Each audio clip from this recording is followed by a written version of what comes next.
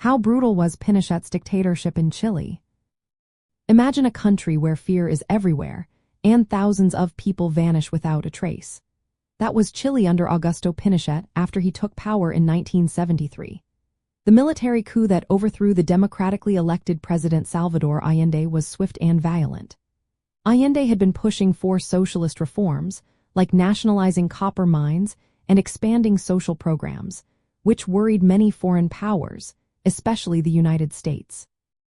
The Cold War was at its height, and the United States was determined to stop the spread of socialism in Latin America.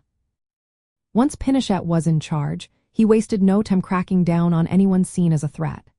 Leftists, communists, socialists, and even those suspected of sympathizing with these groups were targeted.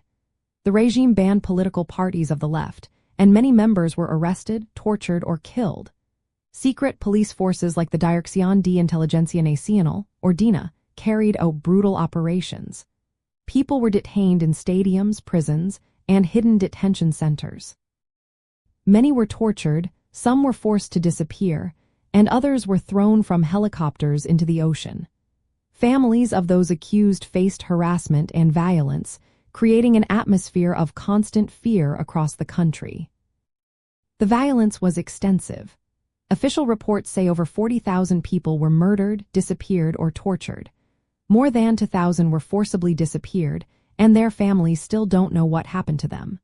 The regime also went after Chile's cultural and intellectual life. They burned books, destroyed murals, and banned symbols linked to the left. Universities were placed under military control, and free speech was heavily restricted. From a communist point of view, Pinochet's rule was not just about violence against individuals. It was a direct attack on the idea of building a socialist society in Chile.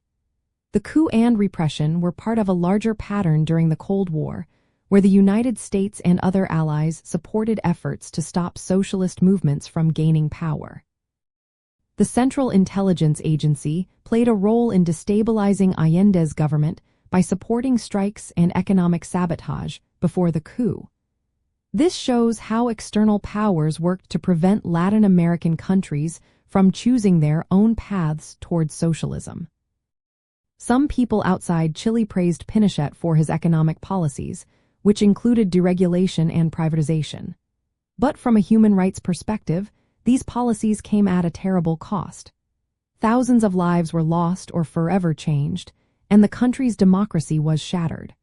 The legacy of Pinochet's dictatorship still influences Chile today, with ongoing efforts for justice by victims' families.